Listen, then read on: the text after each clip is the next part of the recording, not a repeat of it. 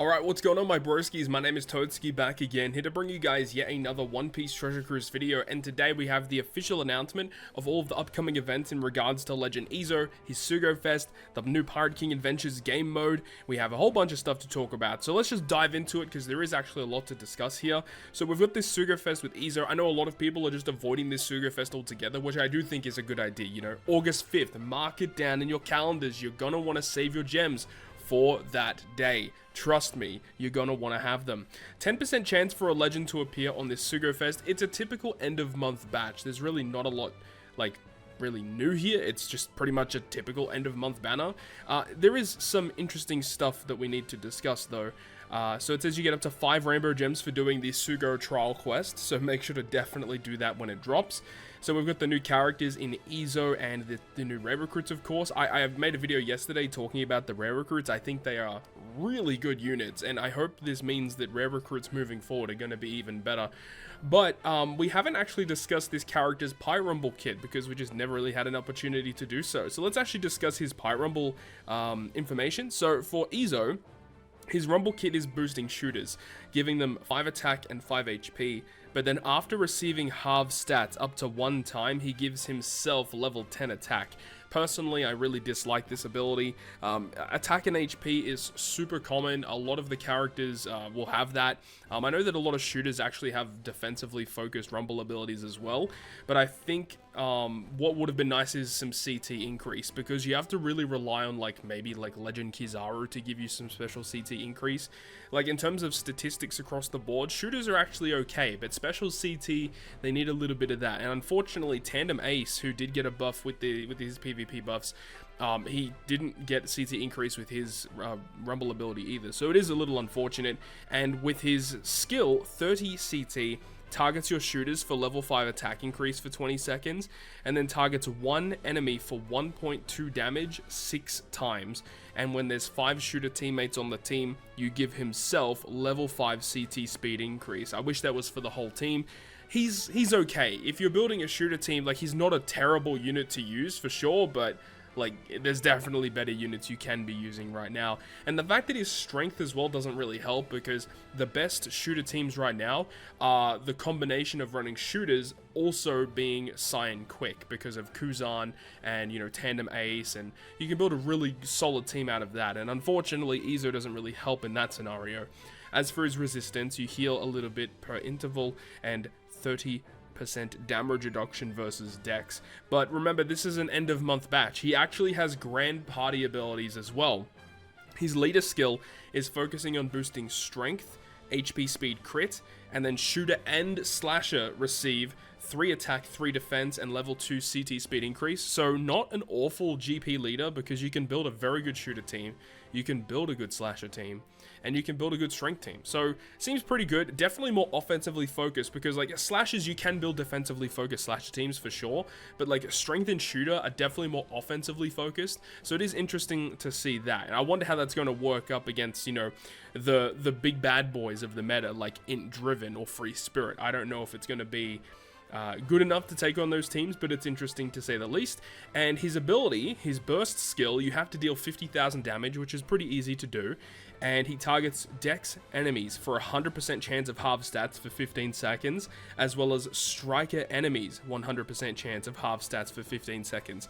I wonder if it double stacks. So if you've got a Dex unit that is also a striker, do they receive 30 seconds of half stats? They might. I know that sometimes it actually does it that way.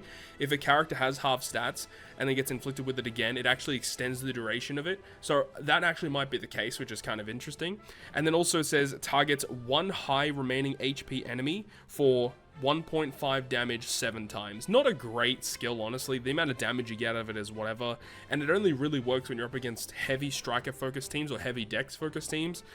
So I'm not a big fan of it, honestly. I don't think this is a great GP burst. He's just okay. And no real surprise at the fact that you've got part 1 on July 28, you got part 2 on July 29, but it is actually kind of interesting that you have to wait until the 31st of July for part 3. Why isn't it just the day after that? Very, very weird on the 30th. So the 30th gets nothing. This it actually goes all the way to the 9th of September. So this is here actually for a really long time. That's actually kind of interesting. I wonder what that actually means moving forward. That's fascinating. Okay, we'll have to discuss with the community and see what they think about that. Anyways, moving on to the steps for this banner. Interesting thing here is the 4th multi on each of the parts. You're guaranteed one of the rare recruits of Kiku, Marco, or Usopp as the 4th multi on each individual part. So that's kind of interesting. They have done it a couple of times in the past. It's very uncommon for them to do stuff like this, but they're doing it like that anyway, so it's interesting. It's interesting. The 30th multi guarantees you Izo. I don't think doing 30 multis for Izo is a very wise decision, just putting it out there.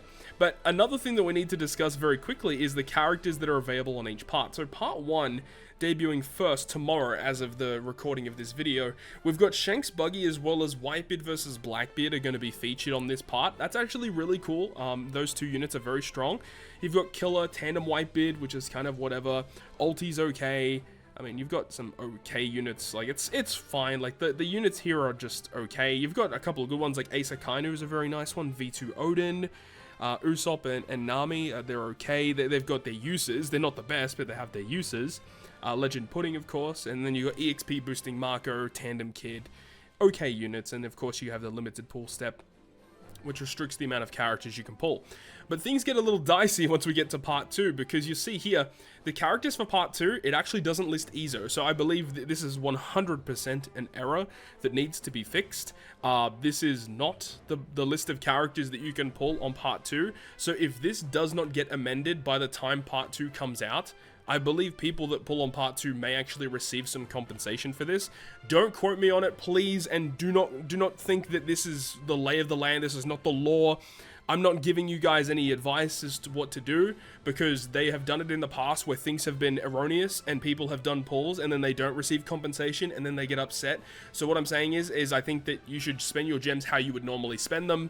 I don't think spending gems to just hopefully get a refund is a good idea. I don't advise that at all. Moving on though, the limited pull for part 2. This gives us a bit of a vibe as to what's actually boosted on part 2. Izo, of course, Robin Koala featured on part 2. Alba making another appearance, which is great. And you got characters like Cat Viper, who's still good. Robin Jinbei, one of the best subs in the game. We move on to part 3 though. This one is correct, and this one does have Izo once again, Ulti and Black Maria, Legend Queen, of course, very, very good unit. Super Tandem Big Mom, kind of underrated, still not terrible. Super Tandem Law's powerful, Dogstorm is very good, and then you got a couple of, miscellaneous units there. And then you have all of the rare recruits are actually still boosted on all of the parts, which is good.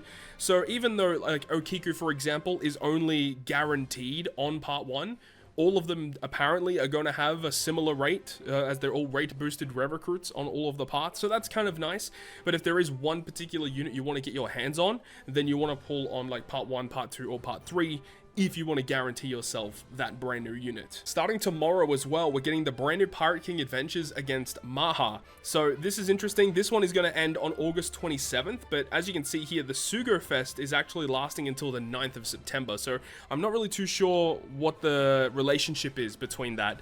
Either way, this new Maha character, I believe I have discussed him previously, but like, he's not an awful unit. He's actually pretty decent, but this is interesting here. So it says the changes made from this Pirate King Adventures. The first thing is that Cola is easier to obtain from requests from Chopper Man and defeat rewards. Okay, I mean, that's fine. But normal Cola wasn't really the main issue. Like, normal Cola is relatively easy to obtain in my eyes anyways, at least the way that I look at it. I think like the actual Cola itself isn't the issue.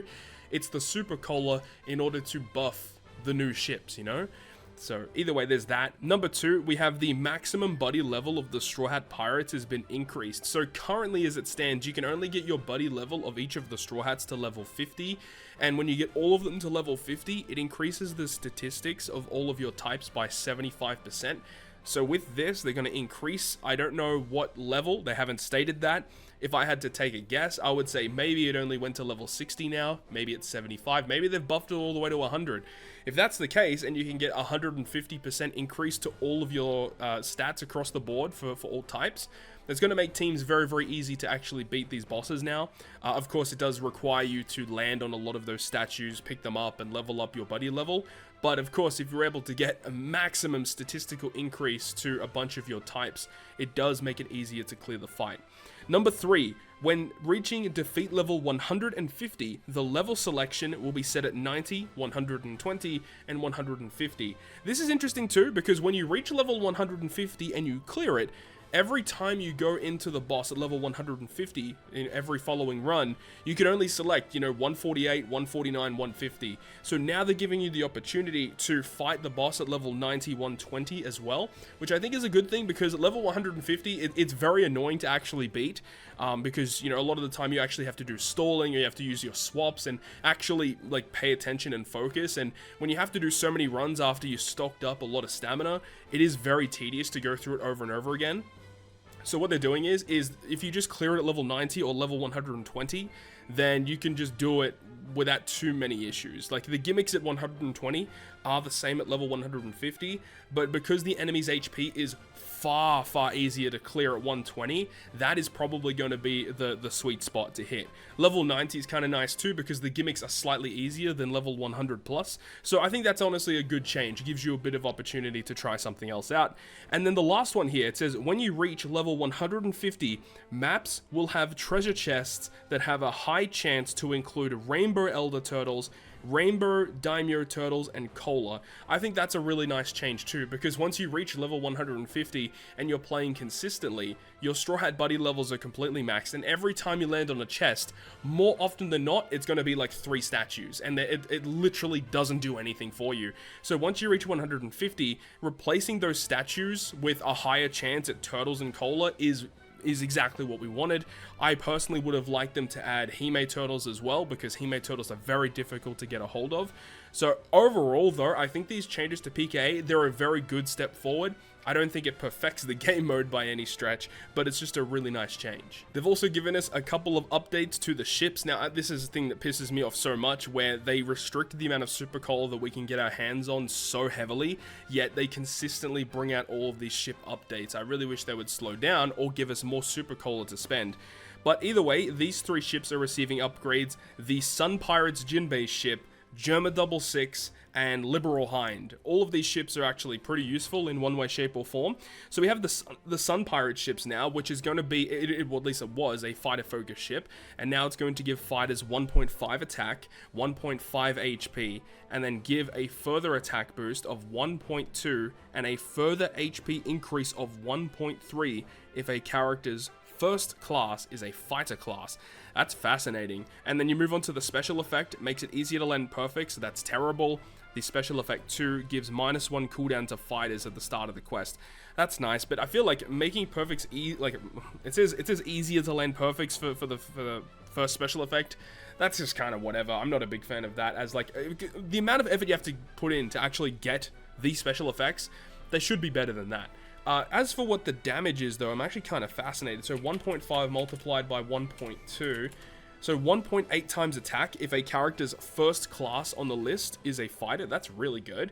And then HP, 1.5 times by 1.3, 1.95 times HP. That's incredible. That's actually pretty solid. But again, it requires you to invest so much super cola, so I don't think that's really a worthwhile ship.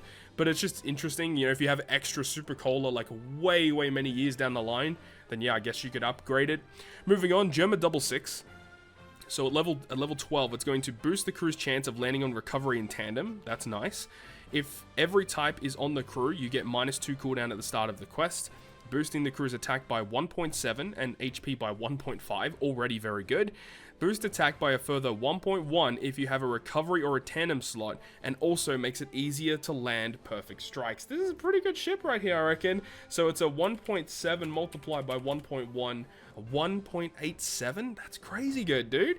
Furthermore, special effect 1, improves 2 if every type is on the crew, boost crew's attack by 1.8? 1.8? Are you kidding? A flat 1.8, and then it says if you have a recovery or a tandem slot, you get a 1.1 on top of that. 1.98 times ship. Holy moly, that's crazy. That's really crazy. Special effect 2, reduces special charge time by 1 turn. Oh no, special reverse. Okay, I was gonna say if that was -3 cooldown ship, would be onto something. But resisting 1 turn of special reverse in a ship is really cool. Dude, German Double 6 is kind of spicy. I actually kind of like this ship. This is very good, but of course it's very difficult to build teams with this in mind because you need 1 of every color on the crew, and then you have to focus on getting recovery in tandem to get the most out of it. But still, you know, mainly just building the team with 1 of every color, then using the ship to get lots of cooldown. That's the main use of this ship, really. So that's nice. I think this is a very good update for the German ship. Now we have the Liberal Hind, the final ship here. So it gives -1 cooldown, and then it gives side characters a further -1 cooldown. So side characters get -2. That's really good. Recovery +500 to the captain.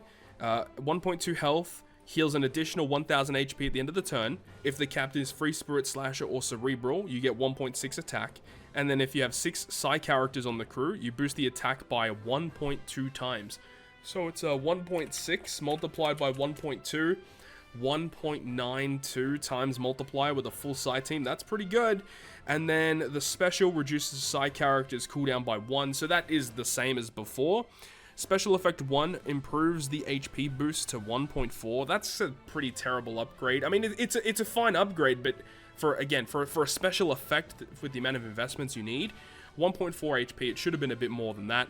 And then the second effect reduces bind by 1 turn. That's actually really good. So I think all of these are just solid ships, but again, it comes down to the resources. We just don't have enough resources to level up all of these ships. And then finally, the last thing here is the fact that they are adding some more characters to the legend ticket pool. So we've got Ulti Black Maria and also Robin and Koala are now added to generic legend tickets starting from July 28th at 1900 PST time, which is a good thing. So of course, you know, this pool is going to be consistently updated over time with all the legends, all the generic legends, of course.